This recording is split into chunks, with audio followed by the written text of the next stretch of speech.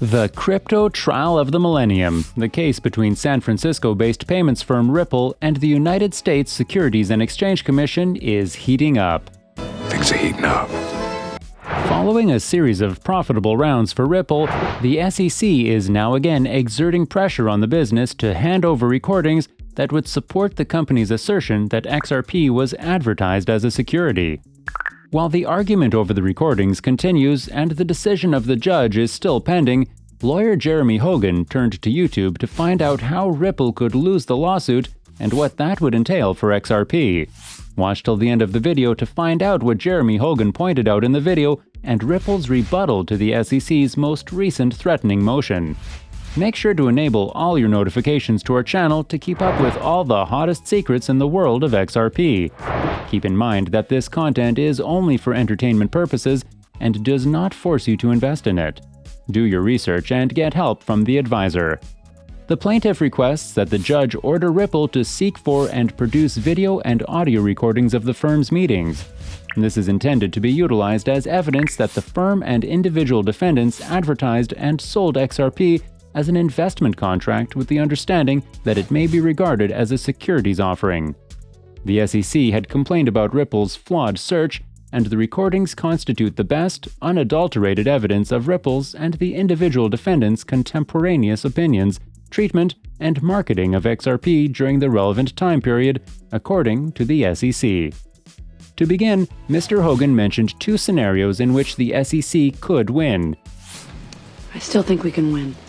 The advertising situation is similar to Telegram, which was growing the blockchain project Gram at the time. The SEC wants the court to believe that a reasonable XRP buyer would expect a profit from Ripple's continued support of the cryptocurrency.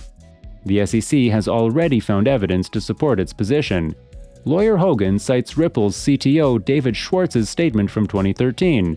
As a company, we're legally obligated to maximize shareholder worth, with our present enterprise mannequin meaning appearing to extend the worth and liquidity of XRP. While this is one path to victory for the SEC, it is not the worst-case scenario because the advertising option ignores something inherent to XRP itself, namely the manner it was supplied by Ripple. The main source of concern is the XRP ledger's decentralization, or lack thereof. The SEC hasn't specifically challenged this argument, most likely because it's a weak argument that doesn't align with its view of the case. However, it's rather more harmful to you, he said, claiming that the idea here is that because XRP is centralized and so reliant on Ripple, it's a safe haven. There has by no means been a crypto case through which this has occurred. So this may be uncharted waters, however the impact of any order could be completely devastating. Would have an instantaneous chilling impact on the markets, freezing liquidity and leaving XRP holders holding the bag. Ripple has maintained that it has already sent the recordings to the SEC, that the discovery deadline is approaching, and that the SEC's boil the ocean demand is irreconcilable with federal rules. Ripple has been in many scenarios when it was on the edge of prevailing, but the case was dragged out for a variety of reasons. Ripple had gotten its hands on something that had previously completely transformed the situation. An email documentation obtained by Ripple demonstrates that Will Hinman's 2018 address was not just a personal opinion, but the SEC's policy. If you've been following XRP for a while, you're well aware of Hinman's remarks. In 2018, William Hinman, the former director of the Securities and Exchange Commission's Division of Corporate Finance, stated that he does not consider Ethereum to be a security. His comments caused the price of Ethereum to skyrocket. No, Bucky, it's going up. This was supposed to be Hinman's own review, according to the SEC. A recent email sequence uncovered by Ripple, on the other hand, paints a different story.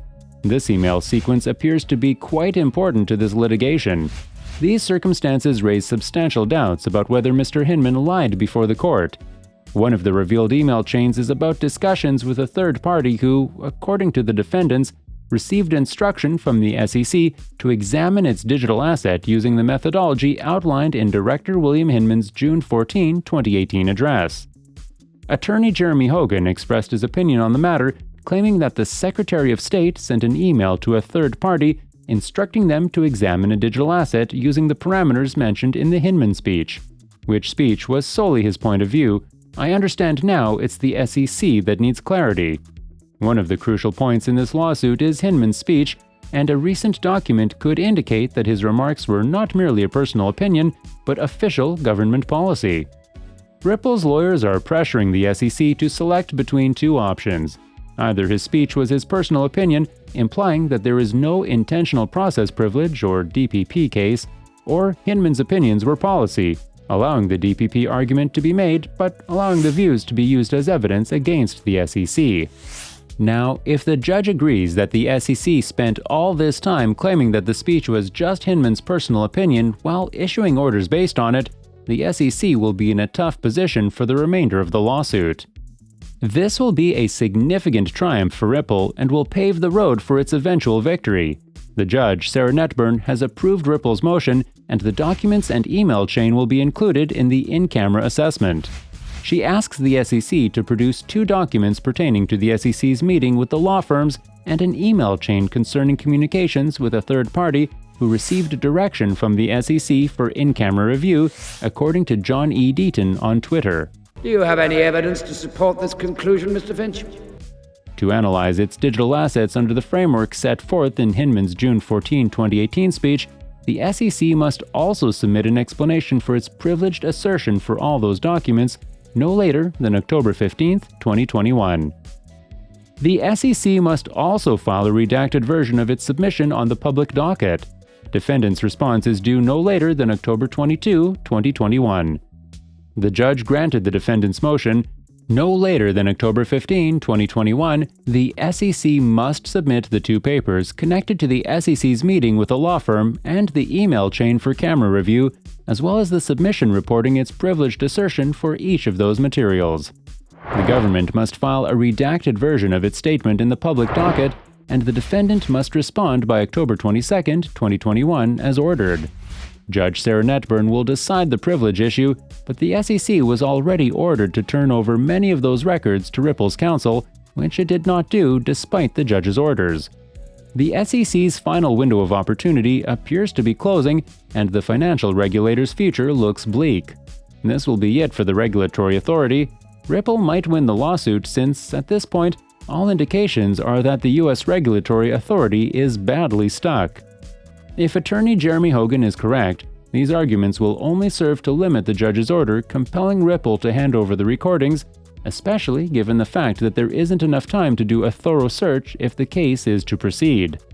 Given the public perception that Ripple has an advantage against the SEC because of its strong fair notice defense, the SEC's poor timing for this move to compel may shield Ripple from a negative outcome. So, here concludes today's video. I hope it proves to be of immense help to you. What are your thoughts on Ripple's success in the lawsuit? Leave your thoughts in the comments section below.